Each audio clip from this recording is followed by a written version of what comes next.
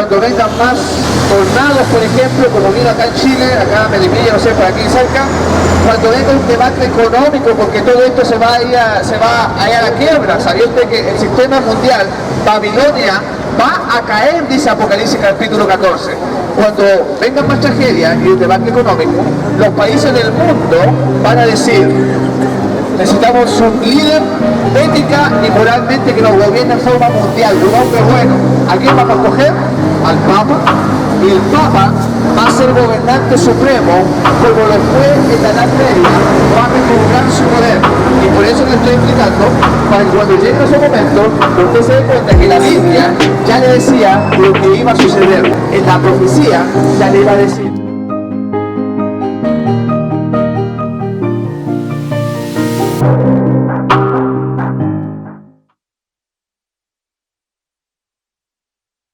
Dios les acompañe en este sábado, queridos hermanos. Le damos la bienvenida y también damos la bienvenida al resto de los hermanos que se están conectando. Estamos transmitiendo en vivo a distintos países del mundo desde Chile. Antes de comenzar, quisiera agradecer a Dios por los cambios que estamos teniendo en las filmaciones de los mensajes y por las transmisiones que ahora estamos realizando en TikTok. También ahora agregamos TikTok, tenemos YouTube, Facebook, TikTok, y para llegar a más personas con el mensaje. Así que es un momento de darle gracias a Dios para que muchos escuchen su palabra. Bien, vamos a abrir nuestras Biblias de este sábado de mañana en el libro de Pedro, en Primera de Pedro, en el capítulo 1, versos 24 y 25. Primera de Pedro 1, 24 y 25, un texto que vamos a leer ahora. Dice así: porque toda carne es como la hierba, toda la gloria del hombre como flor de la hierba. La hierba se seca y la flor se cae, pero la palabra del Señor Dios nuestro permanece para siempre. Gloria a Dios por eso, porque su palabra es algo magistral. Es algo que contiene secretos que ni nos imaginamos. De eso vamos a tocar hoy día, de lo maravilloso que es esta palabra de Dios y que no debemos mirarla con liviandad, porque aparentemente tiene muchas cosas que no se desconocen y que son profundas y que debemos, como dijo el Señor Jesús, escudriñar las Escrituras. Hoy día vamos a escudriñar las Escrituras, así que vamos a ir bien rápido. Y vamos a ver otro texto, Romanos 11, 33. Sí, Mateo, Marco, Lucas, Juan, Hechos, Romanos. En el capítulo 11 tenemos otra definición también, otra mención de la grandeza que el Señor ha escrito acá. Y en el verso 33 al 36 vamos a leer lo siguiente. También lo pueden ir viendo aquí en la pantalla que se está proyectando. Dice así: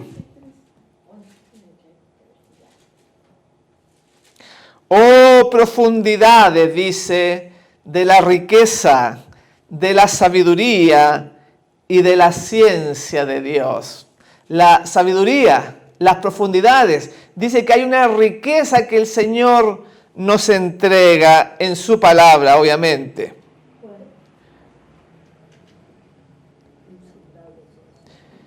Cuán insondables son sus juicios e inescrutables sus caminos. Por eso, como dijimos hoy día en la escuela sabática, Dios está mostrando lo que Él es a través de las distintas facetas, cuando creó a Adán y Eva en el diluvio, con Sodoma y Gomorra, cómo Él actúa, cómo perdona en la cruz del Salvador, en la muerte del Mesías, en su trato con la mujer samaritana, en su visión del mundo de servicio para todos. Entonces dice que es inescrutable este conocimiento, que es maravilloso. Y sigue diciendo, es inescrutable sus caminos. Recién el universo está conociendo, y nosotros también como seres humanos, quién es Dios. Sigue diciendo en el verso 34, Porque ¿quién entendió la mente del Señor? ¿O quién fue su consejero? Imagínense cuando Él puso las bases de la tierra, cuando Él le puso límite al mar, cuando puso la lumbrera mayor, la lumbrera menor, le dio la potestad a los vegetales, crezcan, reproduzcanse de acuerdo a su género, en la semilla que hoy día conocemos. ¿Quién puede conocer la mente de este Creador que hizo todas las cosas con su palabra? Esta misma palabra que vamos a estudiar ahora. En el 35 dice, ¿o quién le dio a él primero para que le fuese recompensado? Porque de él y por él y para él son todas las cosas, a él sea la gloria por los siglos de los siglos. Amén, dice la Escritura. Este es un Dios maravilloso, inescrutable, dice. Su sabiduría dice que ¿quién la va a poder entender? ¿Quién le dio consejo a él? ¿Quién le enseñó? Como nosotros aprendemos en la falda de nuestra madre desde muy pequeño, desde que empezamos a dar nuestros primeros pasos, ya nuestra madre está enseñando. Pero no es el caso de Dios. Así que este misterio revelador, Dios lo quiso dar a conocer al mundo a través de figuras, de sombras, a través de símbolos, la vida de los profetas, la vida de los reyes, simples pescadores, para mostrar esta insondable sabiduría de Dios. Y Dios nos cuida, en la página 225 dice, nuestro pequeño mundo, miren qué importante, nuestro pequeño mundo es un libro de texto para el universo. Están aprendiendo los ángeles. El misterio redentor que había estado oculto por las edades sin fin eternamente, ahora el Hijo de Dios lo está manifestando al mundo. Y seguirá ese conocimiento incrementándose en los siglos que vienen. Por eso que esta Biblia que vamos a estudiar tiene tantos matices, tantas profundidades, tanto significado, un solo texto, que servían para los tiempos que se dio, para los tiempos de Job, por ejemplo, que se dio para los tiempos de Moisés, y que nos va a servir ahora a nosotros, lo que habló Isaías, lo que habló el Señor Jesús, lo que habló el profeta Juan. Tiene múltiples aplicaciones. Y dice acá que nuestro pequeño mundo es un libro de texto para el universo.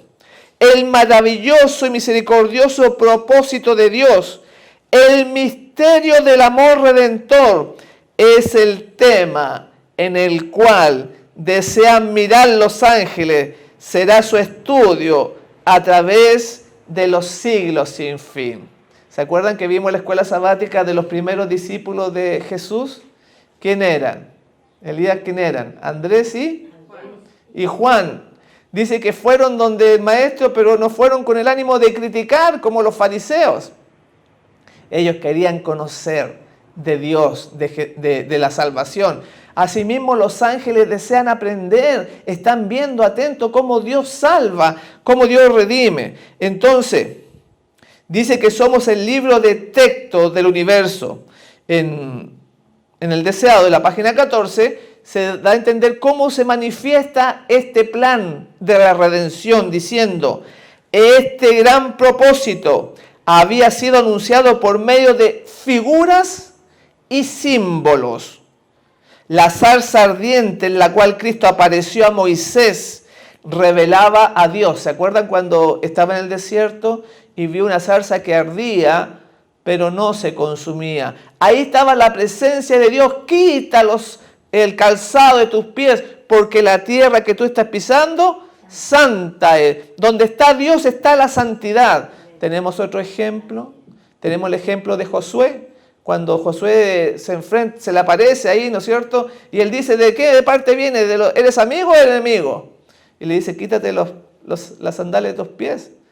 Porque era el mismo Jesús, el mismo Dios que estaba ahí, estaba delante de la presencia del Eterno. Y entonces, a través de los símbolos que aparecen en la Biblia, se manifiesta este amor, esta misericordia, se manifiesta la obediencia y se manifiestan profecías también en cuanto a distintos aspectos de la Biblia. Por eso que dice acá, la zarza ardiente en la cual Cristo, vean que estaba Jesús ahí, apareció a Moisés, revelaba a Dios. El Dios que es toda misericordia, velaba su gloria en una figura muy humilde, a fin de que Moisés pudiese mirar y sobrevivir. Así también en la columna de nube de día y la columna de fuego por la noche, Dios se comunicaba con Israel. Entonces, ¿por qué escogió una zarza ardiente? ¿Por qué se manifestó en el desierto? Porque si hubiera venido en la plenitud de lo que es el poder de Dios, no podía soportar. Moisés hubiera sido consumido. Y fíjense que no escogió un árbol frondoso, un álamo que se eleva en alto, un álamo blanco o un roble, sino que se manifestó en algo humilde. No escogió el mejor de los árboles, escogió una humilde zarza espinuda, ¿no es cierto?, ahí en el desierto, que nadie da nada por ello, mostrando ya en ese símbolo de la zarza que ardía, pero no se consumía, mostraba el carácter de Dios, de la humildad. Entonces tenemos que a través del santuario, a través de la visión, a través de los sueños también, a través de la vida, hecho de los apóstoles, de los profetas, Dios se quiere comunicar de distintas formas para los distintos corazones, porque dice, yo no quiero que nadie se pierda, sino que todos, las distintas razas, los distintos caracteres, procedan al arrepentimiento. Gloria a Dios por la misericordia que Él tiene con nosotros. Entonces vamos a ver algunos símbolos y sucesos que eran más profundos, que en toda la Biblia encontramos mayor enseñanza. Vamos a Jeremías, en el capítulo 27 y versículo 2, donde ya vamos a ver estos símbolos que decía acá, que Dios nos hablaba a través de símbolos y figuras. En Jeremías 27:2 dice, Jehová le dijo a Jeremías, hazte una correa y un yugo y ponlo sobre tu cuello. Los que no saben lo que es el yugo, es un pedazo de madera que se le ponía a los bueyes, al caballo, en el cuello, y entonces con medio de tiras, dice acá, por medio de correa, se ataba ese yugo que muchas veces podía ser de palo, de madera o ahora de acero, y se surcaba la tierra y se abrían los surcos. De eso está hablando. Hazte una correa y un yugo y ponlo sobre tu cuello. O sea, en vez de ponérselo al animal, se lo puso Jeremías porque quería darle, a través de ese simbolismo, quería darle un mensaje al pueblo. Y encontramos nosotros en el verso 8. A la nación, hablando Jeremías dando el mensaje, a la nación y al reino que no sirva a Nabucodonosor, rey de Babilonia, que no ponga su cuello bajo el yugo del rey de Babilonia, castigaré con espada, con hambre y peste, dice Dios, hasta que los acabe yo por su mano. Entonces, a través de que se pusiese ese yugo de madera, Jeremías, estaba Dios queriéndole decir al pueblo que tenían que someterse sobre el yugo del rey Nabucodonosor. Claro que algunos lo tildaban hasta de traidor porque los estaban invadiendo y él estaba diciendo por mandato de Dios que tenía ellos que someterse al rey. Entonces ahí tenemos nuestro primer símbolo que Dios quiere dar un mensaje. Vamos, que son claros, son cosas claras, pero hay otras que son más profundas que vamos a ir a ver. ¿Cómo? Ahí, muchas gracias. Ahí ven que hay dos yugos. Hay un yugo más grande y un yugo más pequeño, porque por lo general se ponían dos animales. Y por lo general también se ponía un animal más viejo junto a un buey más joven. Y entonces el buey más joven iba aprendiendo del buey más viejo, por eso que ahí se ven dos. A veces hay uno también, pero por eso ahí aparecen dos. Bien, muchas gracias. Vamos a Ezequiel 24. Como les dije, vamos a ir bien rápido para ver bastantes cosas de la Biblia. En Ezequiel 24, versículo 16, habla de algo increíble que le sucede al profeta en su vida.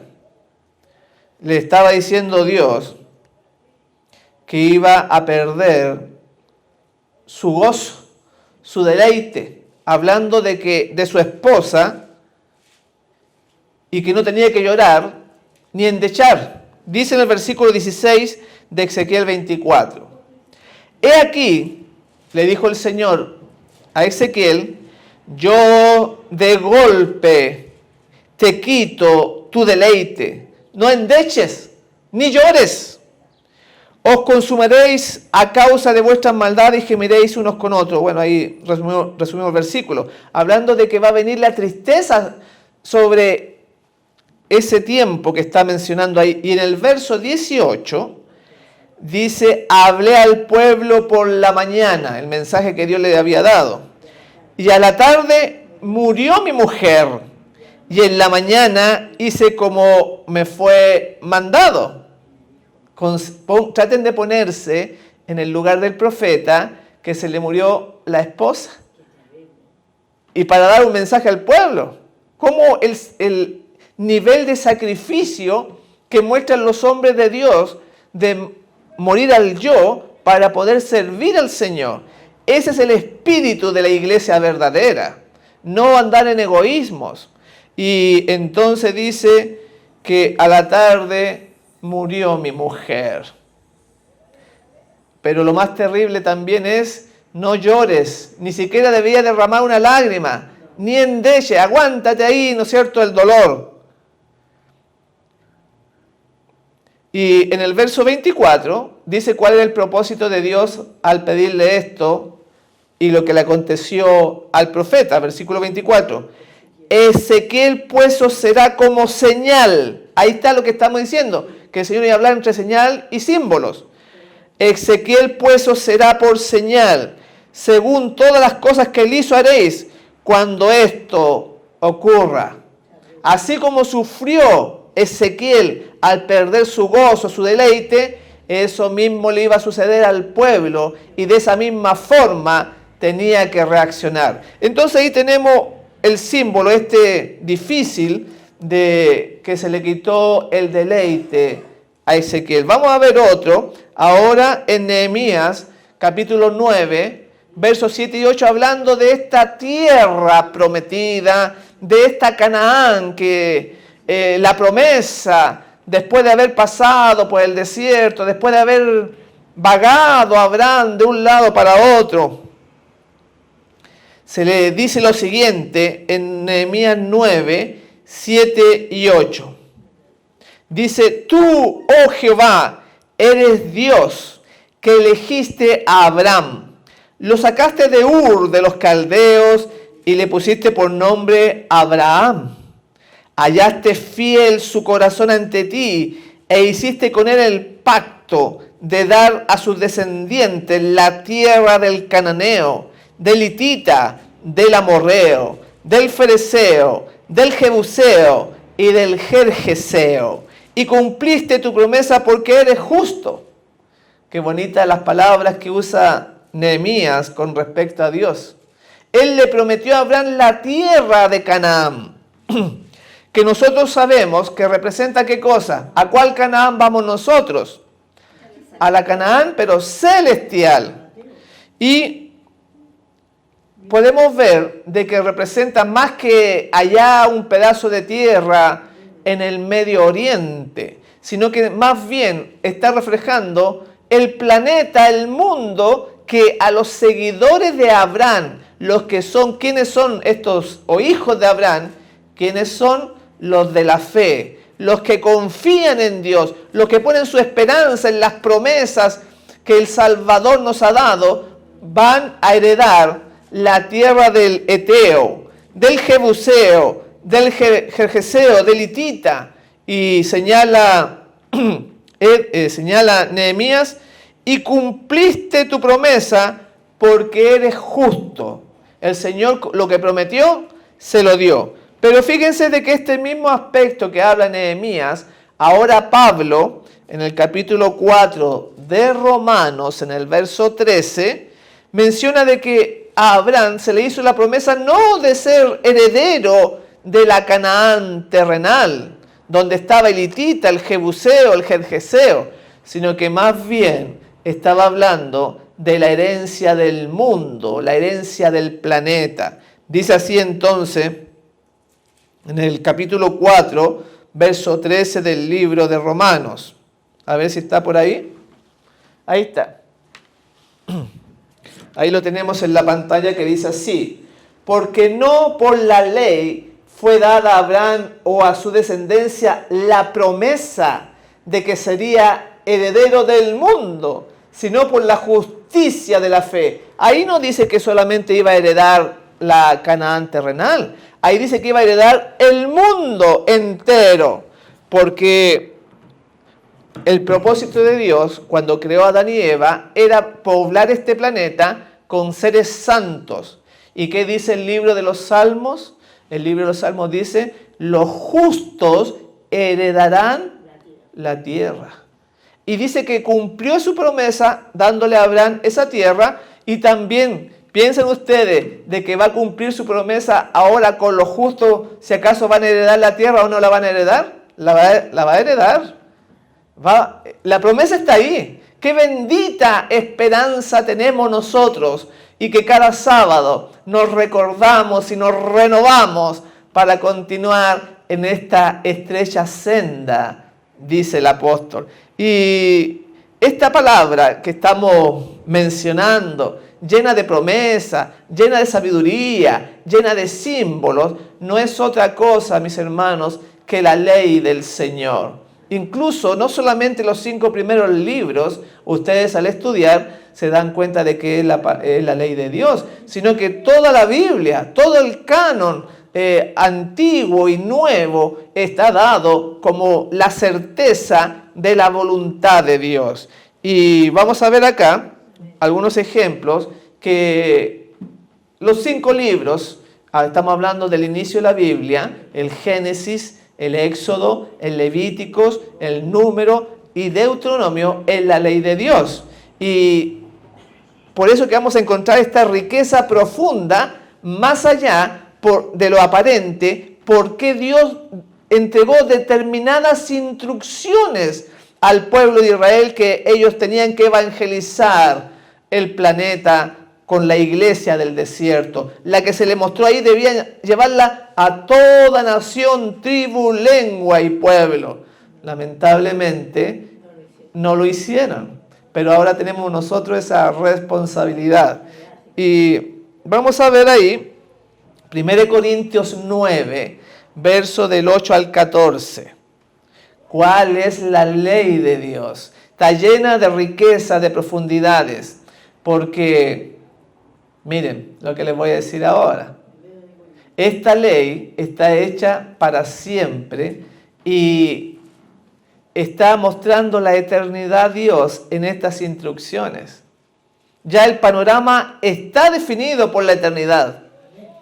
Dice 1 Corintios 9, del 8 en adelante, dice: digo esto al modo humano, dijo el apóstol, ¿no lo dice también la ley? Aquí vamos a hablar acerca de la ley. Vean cómo muchos hermanos adventistas del séptimo día le han enseñado que solamente los 10 mandamientos son la ley de Dios. Pero acá dice, va a hablar de la ley, porque en la ley de Moisés está escrito, no es que era la ley de Moisés, Dios se la entregó a Moisés. Está escrito: no pondrás bozal al buey que trilla. ¿Tiene Dios mayor cuidado de los bueyes? ¿No lo dice expresamente por nosotros? Pues por nosotros está escrito. Cualquier persona pensaría de que solamente está hablando de los bueyes, el animal, cuando está trabajando en el campo. Ahí tenemos nosotros otro ejemplo. Usa los bueyes, pero ahora como los obreros, que no hay que poner bozal en el buey que trilla, dice así, sino que el que trabaja en el Evangelio debe vivir del Evangelio. Pasa del símbolo a una verdad mucho más amplia. Sigue diciendo, el verso 10, no lo dice expresamente por nosotros, y dice, pues por nosotros está escrito. No está hablando de los bueyes literales. La enseñanza va más al hombre, no solamente lo menciona ahí. Pues por nosotros está escrito, si nosotros sembramos entre vosotros lo espiritual, es gran cosa que cosechemos de vosotros lo material. Versículo 13. ¿No sabéis que los que prestan servicios sagrados comen del templo y que los que sirven del altar participan? El Señor ordenó que del mismo modo los que anuncian el Evangelio vivan del Evangelio. Ahí tenemos otra enseñanza. No pondrás bozal al buey cuando trillar. Imagínense cómo una persona podía ser tan egoísta, tan ambiciosa, porque los que conocen el campo, cuando se siembra y hay trigo, supongamos, hay abundancia. Cae el trigo por aquí, cae el trigo por acá. Entonces una persona que le ponga un bozal para que no coma el animal es tremendamente egoísta. Pero él saca la enseñanza para hablar de aquellos que predican el Evangelio, que deben vivir del Evangelio. Ahí tenemos otra enseñanza de que es mucho más amplia, lo toma de lo conocido, en este caso los animales, un pueblo agrícola, y lo lleva a lo desconocido. Siempre el Señor toma lo poquito que sabemos, lo poquito que conocemos, para dar una enseñanza mayor de acuerdo a lo que podamos soportar, de acuerdo a la comunión que tengamos, de acuerdo al entendimiento que cuando se le abre el corazón al Señor. Por eso dice que en el tiempo del fin ninguno de los impíos entenderá. Para entender esto, no solamente hay que ser intelectual. Eso no quiere decir nada. Una persona que ha tenido estudios, básica, media, universitaria, magíster, no quiere decir nada. Porque si la persona es mala de corazón, es impía, no va a entender. Se entiende en forma espiritual. Vamos a ver otro. En Hebreos 7:5, ahí está más claro con respecto a lo que es la ley, y vamos a ver las profundidades de esta ley que el enemigo se ha encargado de pisotear en tantas iglesias. Versículo 5 de Hebreos 7 dice: ciertamente los que entre los hijos de Leví reciben el sacerdocio tienen mandamiento de tomar del pueblo los diezmos según la ley, es decir, de sus hermanos. Esto está en el Nuevo Testamento y nos aclara enseñanzas del antiguo canon que fue escrito. Y dice aquí, en primer lugar, que el tema de la ley es un mandamiento. Así como se nos ha enseñado de que hay 10 mandamientos, pero aquí la Escritura, que no puede ser traspasada, dice el apóstol Pablo, dice que el mandamiento es un mandamiento tomar los diezmos según la ley. Ahí tenemos un ejemplo. En Número 18:21 está mencionando de dónde lo estaba tomando la inspiración. Dice en Números 18:21, señala lo siguiente, dice: he dado a los levitas todos los diezmos de Israel por su ministerio, por su servicio en la tienda de la reunión. Así que ahí tenemos un ejemplo de que lo toma del antiguo y lo aplica en el nuevo, dándole la connotación perfecta. Y menciona que estaba en el libro de Números, decía que era mandamiento, que era según la ley. Y obviamente, escrito acerca del diezmo, no está escrito en los 10 mandamientos. Vaya poniendo atención, sobre todo las personas que nos están escuchando en distintos países, porque es muy difícil que le enseñen esto por la apostasía que se da en todas las iglesias grandes, que ellos lo hacen para traer gente y ocultan lo que la inspiración nos está diciendo. Ahora otro ejemplo, en Mateo 5:18, dice también otra verdad con respecto a esto. Dice: porque de cierto te digo, que hasta que pasen el cielo y la tierra, ni una jota, ni una tilde pasará de la ley hasta que todo se haya cumplido. Aquí dice que no va a pasar ni un puntito, ni una letra pequeña.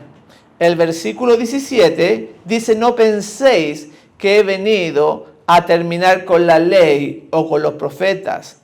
esa partecita que se aplica muchas veces desde los púlpitos solamente al día sábado, está mencionando a la ley. Ahora, dice ahí, hasta que todo se haya cumplido, porque en la ley verdadera de la Biblia hay profecías también ahí. Hay eventos, sucesos que tienen que ocurrir, que tienen que desarrollarse. En los 10 mandamientos no hay ninguna profecía.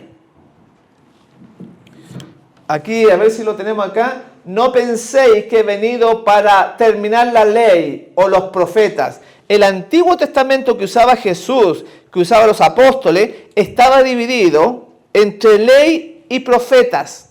Se está refiriendo ahí a la ley, los 5 libros de Moisés y a los profetas Jeremías, al profeta Isaías, a los salmos, de todo eso que está escrito. Esa era la división que tenían las sagradas escrituras.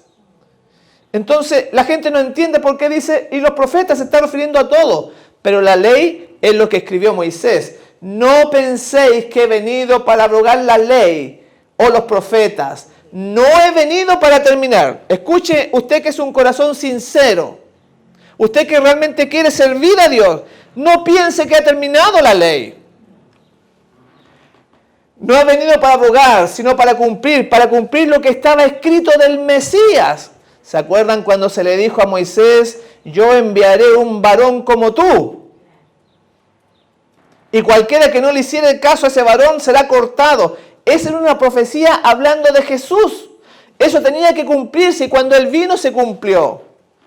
Porque de cierto os digo que hasta que pasen el cielo y la tierra, ni una jota, ni una tilde pasará de la ley hasta que todo se haya cumplido. De manera que cualquiera que quebrante uno de estos mandamientos muy pequeños, y así enseñe a los hombres, muy pequeño será llamado en el reino de los cielos.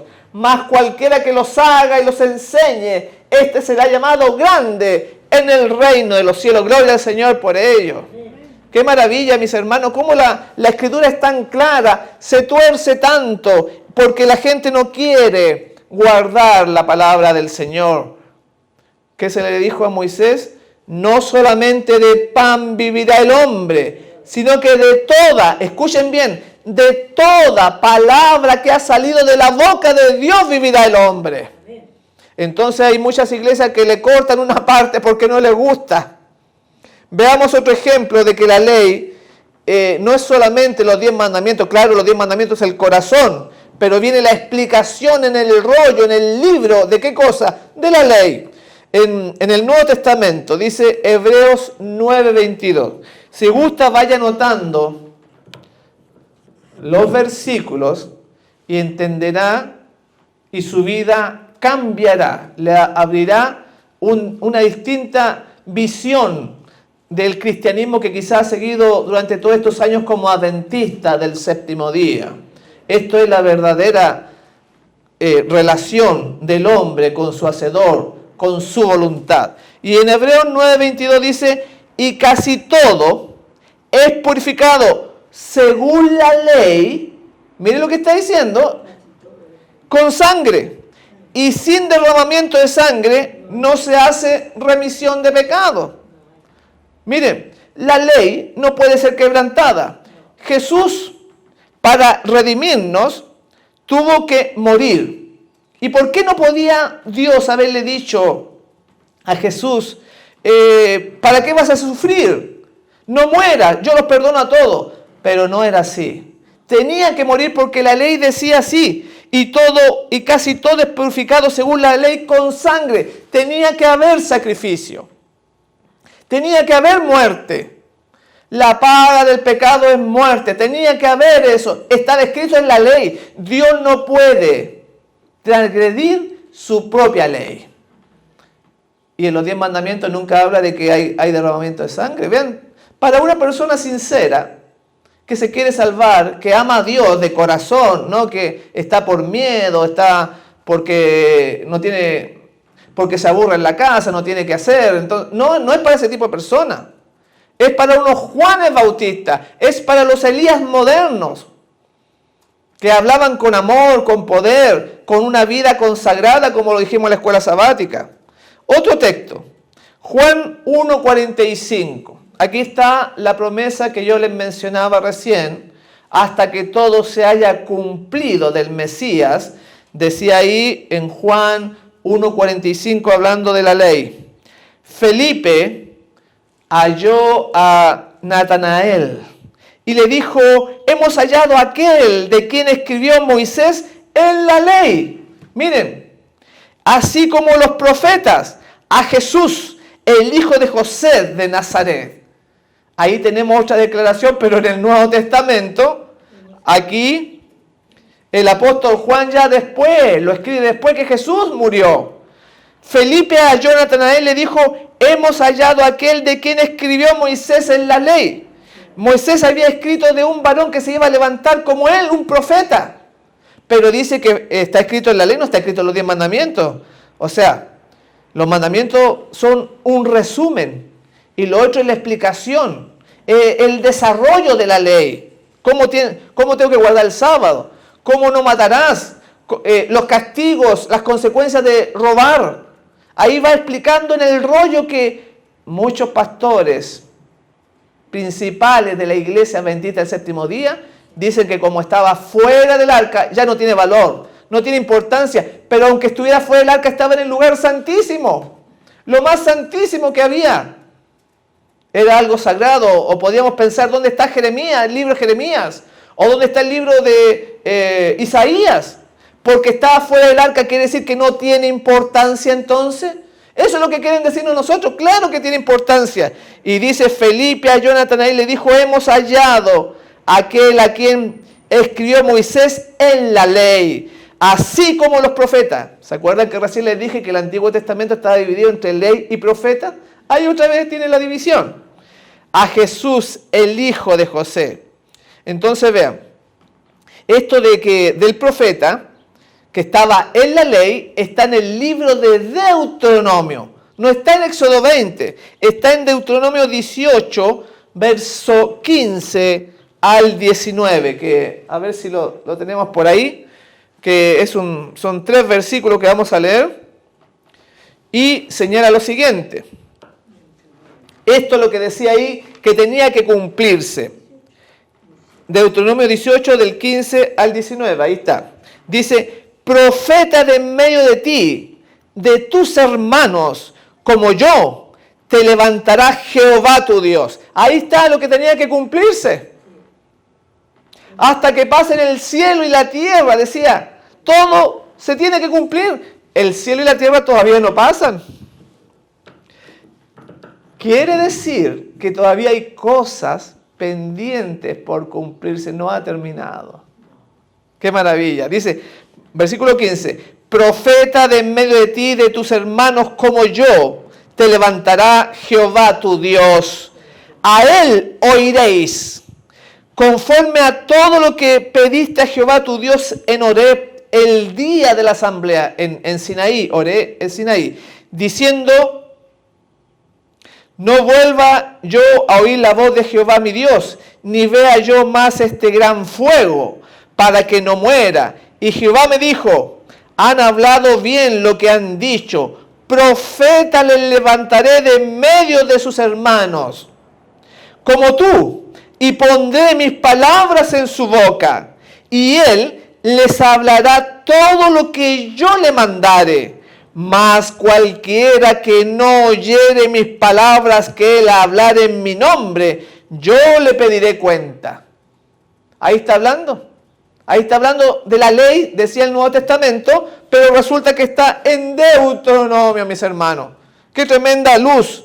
Ahora, vamos a analizar esta ley y nos vamos a dar cuenta de las insondables profundidades del amor, de la sabiduría, como decía el texto: cielo y tierra pasarán, pero mis palabras no pasarán. Porque en estas instrucciones que la gente las desprecia, que dicen que es una pesada carga, tenemos grandes enseñanzas para crecer en nuestra vida espiritual. Por eso es que hay tanta adormecimiento. Por eso es que muchos hermanos andan apenas en las cosas de Dios, porque rascan solamente la superficie. Vamos a ver el primer caso de lo que la Biblia le llama el rescate.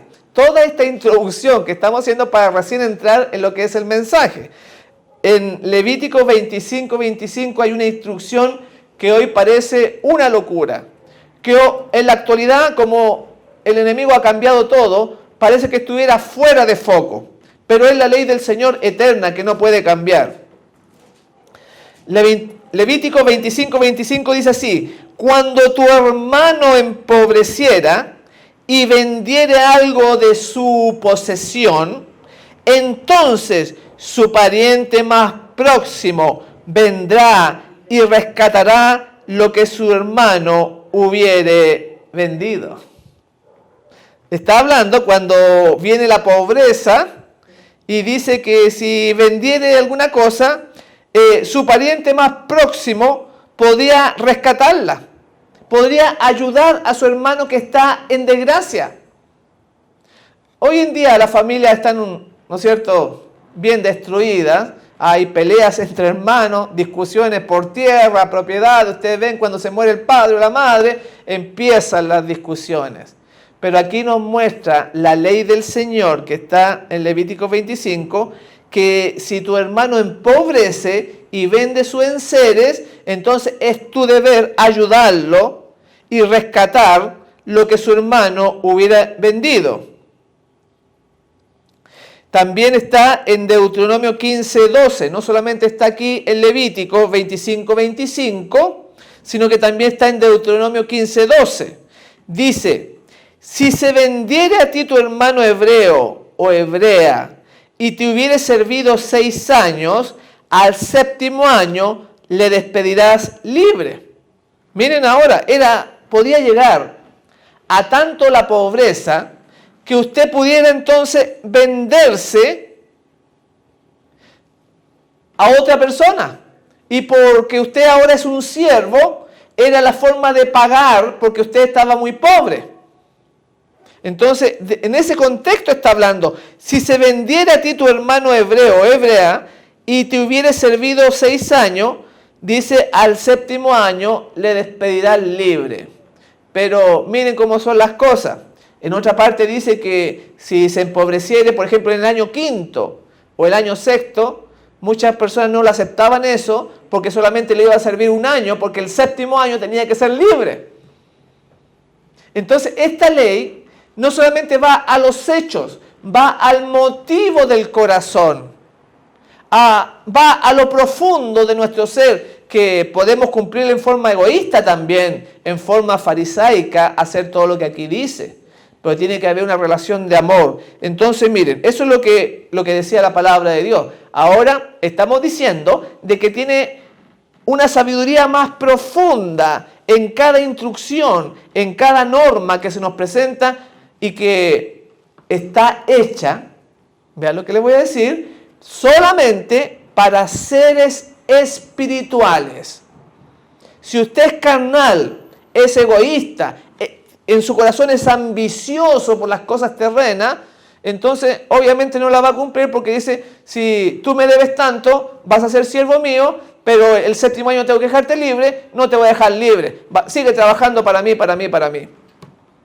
Acá dice: el 7º año tienes que liberarlo. Y ahora vamos a ver la trascendencia evangélica profunda de lo que el Señor quería también demostrar. Porque, escuchen bien, todo lo que Dios hace está lleno de misericordia. Todo lo que Dios hace está lleno de amor. Todo lo que Dios hace es para beneficio nuestro, no es una pesada carga.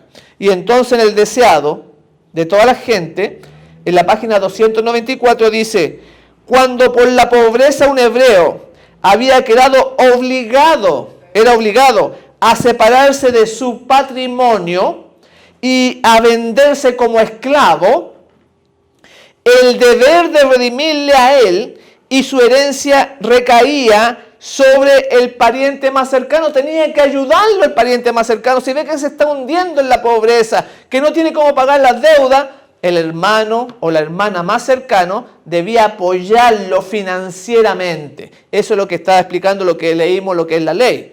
Y dice, ahora lo va a llevar al plano espiritual con Jesús. Vean por favor. Dice, así también la obra de redimirnos a nosotros y nuestra herencia perdida por el pecado recayó sobre aquel que era pariente cercano nuestro, y a fin de redimirnos, Él se hizo pariente nuestro, el Señor se hizo hermano nuestro para redimirnos, y cumplió ahí también la ley. ¡Qué maravilla! Más cercano que el padre, la madre, el hermano, el amigo o el amante, es el Señor nuestro Salvador. No temas, dice Él, porque yo te redimí. Te puse nombre, mío eres tú, porque en mis ojos fuiste de grande estima, fuiste honorable y yo te amé. Daré pues hombres por ti y naciones por tu alma. Qué maravilla, ¿no es cierto? Cómo el Señor nos rescata. Como el Padre ha hecho grande provisión para salvarnos. Dice que Él se hizo humano, se hizo nuestro hermano. Y la ley decía que si se empobreciere, tenía entonces que rescatarlo. Y ahí Él vive lo que enseña su palabra. Y cuán insondiable, decía, las profundidades del amor, de la sabiduría de Dios. En esa simple instrucción, por eso habíamos dicho, a través de símbolos, señales, visiones, a través del santuario, a través del altar del incienso, a través del lavacro, todo representaba la obra de Jesús. Dios está cerca del ser humano y lo quiere salvar. Vamos a ver ahora otro ejemplo y vamos a aprender también un poquito más acerca de las promesas del Señor. En Abraham dice el pacto de Dios que hizo con un ser humano. Está en Génesis 15, versos 7 al 20. ¿Se acuerdan lo que pasó ahí? ¿Alguien se acuerda lo que pasó en el pacto? Imagínense, y se hizo un pacto en Horeb, en Sinaí, con todo el pueblo. Antes Dios había hecho un pacto con un solo hombre. Dice que tu descendencia será como las estrellas del firmamento. ¿Lo crees? Sí, lo creo. Entonces voy a hacer un pacto contigo. Te prometo que tus hijos, tu descendencia va a ser como las estrellas del cielo. Y cuando Dios hace un pacto, lo cumple. Siempre el Señor cumple su palabra. Pero miren, vamos a aprender un poquito más para que esta palabra nosotros podamos confiar un poco más. Y aquí en Génesis 15, del 7 al 20, dice así. Y le dijo: yo soy Jehová que te saqué de Ur de los caldeos para darte a heredar esta tierra. ¿Se acuerda que lo leímos en Nehemías también? Y él respondió: Señor Jehová, ¿en qué conoceré que la he de heredar? ¿Cómo voy a saber que tú vas a cumplir tu promesa? Y le dijo: tráeme una becerra de 3 años, y una cabra de 3 años, y un carnero de 3 años, una tórtola también y un palomino. Miren, en esos significados que están ahí planteando, hay más riqueza, porque son 3 becerros, 3 carneros, 3 cabras. El versículo 10.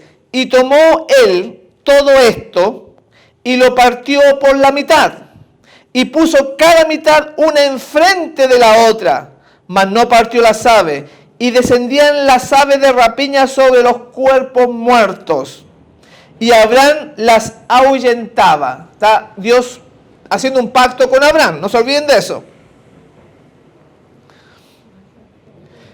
El 12, mas a la caída del sol sobrecogió el sueño a Abraham, y he aquí que el temor de una grande oscuridad cayó sobre él. Entonces Jehová dijo a Abraham: ten por cierto que tu descendencia morará en tierra ajena, y será esclava allí, y será oprimida 400 años. mas también a la nación a la cual servirán, juzgaré yo. Y después de esto saldrán con gran riqueza. ¿Se cumplió eso, sí o no? ¿En qué momento se cumplió? Cuando los saca de Egipto. Los saca con mano poderosa. Y dice que lleno de riqueza, habían despojado a aquellos que lo habían tenido en esclavitud, dice, por 400 años. Sigue diciendo. 16. Y en la cuarta generación volverán a Canaán, porque aún no ha llegado a su colmo la maldad del amorrero hasta aquí. Miren cómo aquí hay un plan de distintas partes. Aquí hay un puzzle, hay, digamos, un rompecabezas con distintos elementos. Ahora, ¿por qué todavía no se iban para allá? Porque el amorreo, el jebuseo, el gergeseo todavía no colmaban el vaso de la iniquidad. Hasta para eso hay plazo. Ahí lo está diciendo. El verso 16. Y en la cuarta generación volverán acá, porque aún no ha llegado a su colmo la maldad del amorrero hasta aquí. Y sucedió que puesto el sol y ya oscurecido, se veía un horno humeando y una antorcha de fuego que pasaba por entre los animales divididos. En aquel día hizo Jehová un pacto con Abraham, diciendo: a tu descendencia daré esta tierra, desde el río de Egipto hasta el río grande, el río Éufrates, la tierra de los ceneos, los ceneseos, los cadmoneos, los heteos, los fereceos, los refaitas, los amorreos, los cananeos, los gergeseos y los jebuseos. Todo es un lugar muy grande que le había sido prometido a Abraham. Ustedes ven que en los tiempos de Salomón se cumplió esa profecía. Abarcó el reino ampliamente, primeramente recuperando tierras con Saúl, después con David, pero ya con Salomón fue lo máximo. Pero por el pecado, ustedes ven ahora lo pequeñito que es Israel. Es muy pequeño cuando se le había prometido todo esto. ¿Y por qué dice ahí? Hay varios detalles, pero ¿por qué dice que se veía un horno humeante? ¿Vieron? Miren, todas las cosas, lo que quiero mostrar es que cada detalle de la Biblia tiene una riqueza, una profundidad, y que en este caso, bueno, se le dijo 400 años, en el mismo día que se estaba cumpliendo esa promesa, salió Moisés con el pueblo de Dios. Entonces, si nosotros retrocedemos, sabemos que salieron ellos en la Pascua, que celebraron la Pascua, murieron los primogénitos, cayeron las ranas, se multiplicó la rana, estuvo la sangre, se convirtió el agua en sangre, todas esas cosas. En el día exacto, en otra Pascua, 400 años antes, Dios le hizo el pacto. Porque el pacto involucraba sangre. Y en el día de la Pascua había que matar un sacrificio. Había que realizar un sacrificio. Y ese horno humeante, miren, esto había ocurrido muchos años antes. Cuando ellos salen, ¿se han dado cuenta ustedes en las plagas que fueron dadas en Egipto? Ahí sale el horno humeante. Porque Dios quería mostrarle, estaban desesperados, habían muchos años siendo esclavos, siendo subyugados, asesinados, destruida su libertad. Entonces, para darles esperanza de que venía la liberación, vean lo que sale en Éxodo 9, del 8 al 10, para que vean esta tremenda armonía de la palabra del Señor.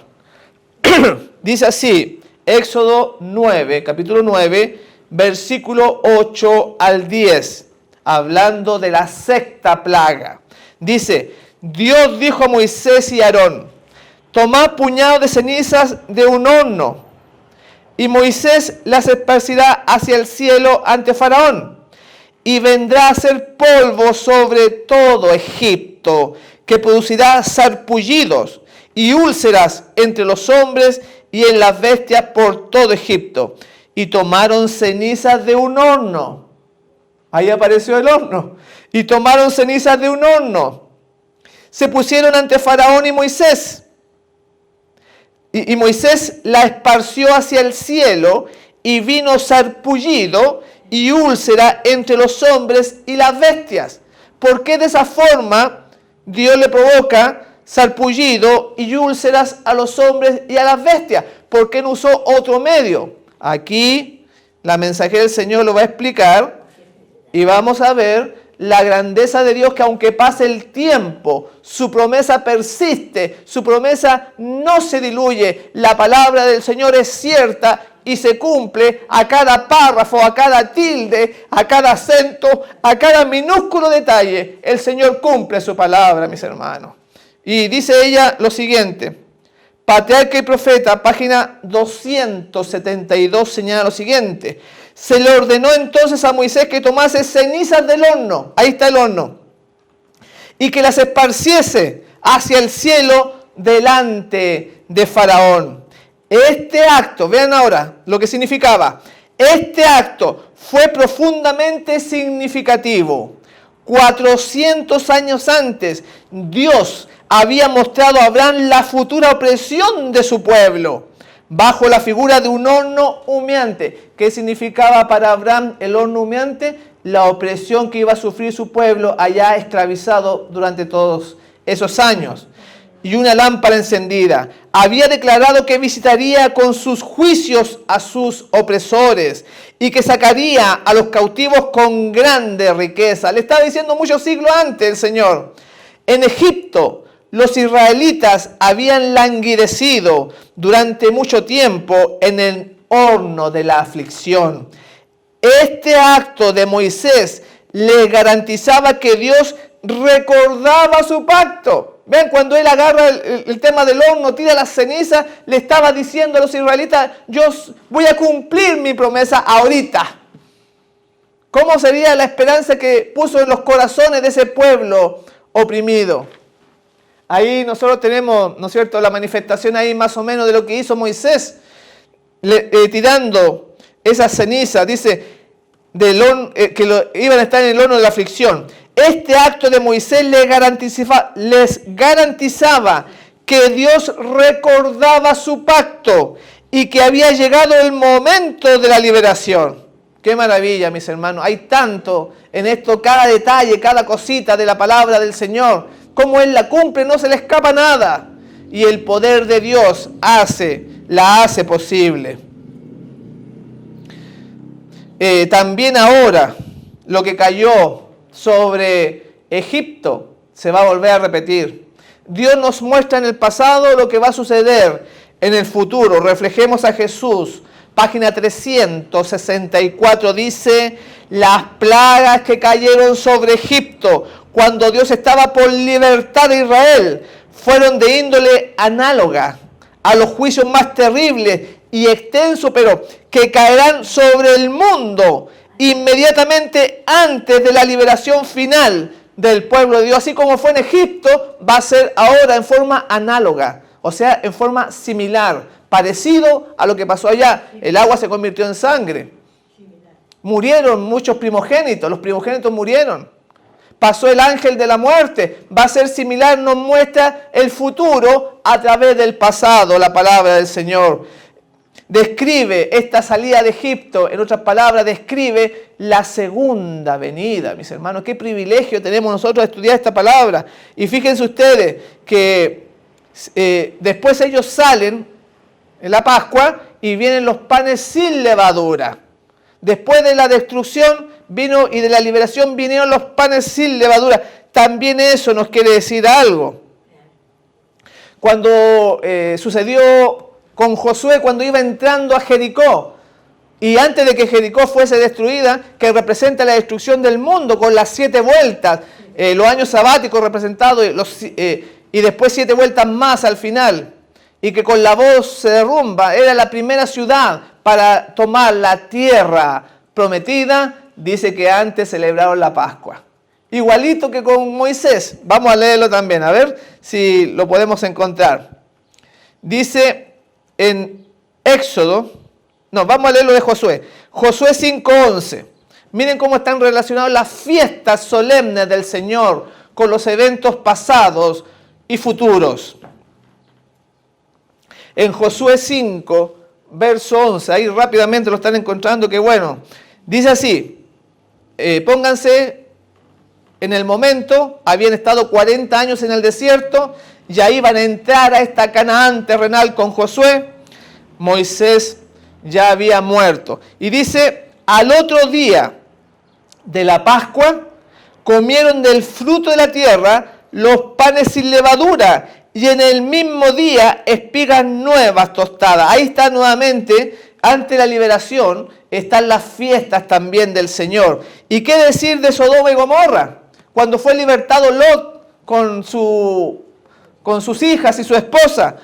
Ahí también tenemos la Pascua y tenemos los panes sin levadura. Vean, en Génesis 19:3, cómo estamos uniendo distintos aspectos de esta Sagrada Escritura, porque el autor, que es Dios, lo ha dejado en distintas partes. Un poquito aquí, dice, un poquito allá. Génesis 19:3 dice, mas él, o sea, hablando de Lot, porfió con ellos mucho, y fueron con él, está hablando cuando se encuentra con los ángeles, y entraron en su casa, y les hizo banquete, y coció panes sin levadura, y comieron.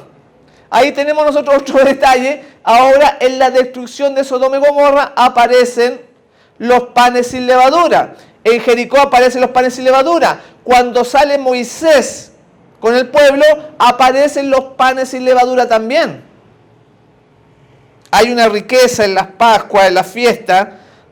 En Éxodo 12 vamos a comprobarlo, porque todo es con la Biblia. Éxodo 12, 17. En Éxodo 12, 17 también menciona esto de la levadura. Lo pueden ir viendo acá en la pantalla. Dice así, y ya nos queda poquito para ir terminando. Y guardaréis, a ver si acaso está. Ahí está, ahí lo pueden ver.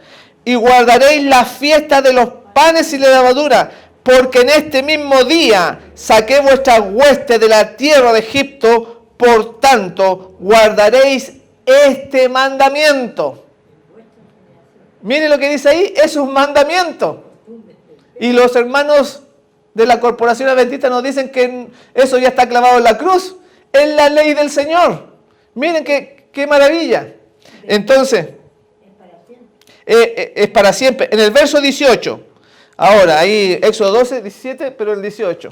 En el mes primero comeréis los panes sin levadura desde el día 14 del mes por la tarde hasta el día 21 por la tarde. Ahí tenemos nosotros los ejemplos bíblicos que ya por el tiempo no podemos seguir explicando, pero otro acontecimiento que ocurrió en la Pascua, donde están los panes sin levadura, en la destrucción de Jerusalén. El evento más importante, en el año 70, el templo fue destruido en la Pascua, y en la Pascua se comían panes sin levadura. Miren cómo son las escrituras. Por eso que le podemos creer a esta palabra de Dios. Hay mucha enseñanza, hay muchas profundidades, podemos atar distintos cabos, pero ya el tiempo se nos está yendo, se nos ha pasado. Vamos a leer 1 Timoteo 3:16, ya con estos últimos versículos para redondear la idea. 1 Timoteo, este discípulo de Pablo, dice ahí lo siguiente. El mensaje principal de esta sabiduría, de este conocimiento inescrutable. 1 Timoteo 3, capítulo 3, verso 16, que dice así: e indiscutiblemente grande es el misterio de la piedad. Lo que hemos estado estudiando en la Biblia es parte de ese misterio de amor, de redención. Acá dice que es inescrutablemente grande el misterio de la piedad y que se iba a manifestar en forma más plena en Jesús al caminar en esta tierra, al venir como hombre. Dice así: e indiscutiblemente grande es el misterio de la piedad. Dios fue manifestado en carne. ¡Qué tremendo! ¿Cómo Dios se pudo haber hecho hombre? Dios fue manifestado en carne, justificado en el Espíritu, visto de los ángeles, predicado a los gentiles, creído en el mundo y recibido arriba en gloria y en gran majestad, mis hermanos. Qué maravilloso, es lo pleno, es la concentración del gran mensaje que Dios nos quiere dar. Y dice que fue visto de los ángeles. ¿Se acuerdan cuando empezamos diciendo que somos el texto del universo? Donde los ángeles desean ver lo que está pasando. Estamos siendo nosotros vistos por los ángeles. Cada victoria, cada experiencia que le da gloria al Señor en nuestra vida está siendo anotada. También cada decepción que nosotros le hacemos al Señor. Este mismo Dios que se hizo nuestro hermano para poder rescatarnos, como decía la ley. Y vamos a leer Romanos 11, que está aquí al ladito, 11:33. Vamos a volver a este texto con el cual nosotros comenzamos. Ahí decía, el Romanos 11:33, decía, oh profundidades, ver, de las riquezas de la sabiduría y de la ciencia de Dios. Ver las profundidades, la inteligencia que hay aquí. Vimos distintos profetas, distintos tiempos, y el mensaje era el mismo. Por eso dice aquí, oh profundidades de las riquezas de la sabiduría y de la ciencia de Dios.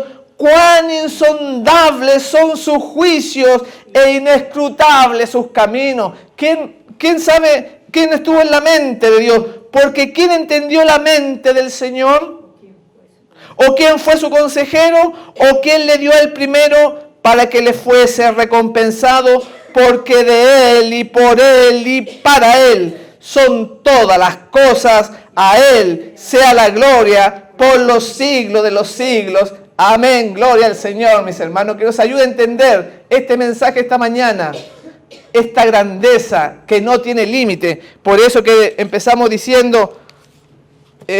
este mensaje diciendo, porque toda carne es como la hierba, toda la gloria del hombre como la flor de la hierba. La hierba se seca y la flor se cae, mas la palabra del Señor Dios nuestro permanece para siempre. Gloria al Señor. Esta palabra va a permanecer para siempre y hay grandes promesas. El Señor no se ha olvidado, así como en el horno que se le mostró a Abraham, se le mostró las cenizas del horno también al pueblo de Israel, que Dios va a cumplir su promesa. Él es justo, decía Nehemías. Le da la tierra del hitita, del jerbuseo, de todo eso, del jebuseo, porque tú eres justo, Señor. Y así el Señor, que nos creó para vida eterna, quiere cumplir su promesa de vida eterna en cada uno de nosotros. Qué lindo poder este sábado estudiar su palabra y dar gloria a su santo nombre. Estoy muy contento de compartir con ustedes esta palabra y me despido deseándoles que el Señor Jesús les bendiga a todos ricamente.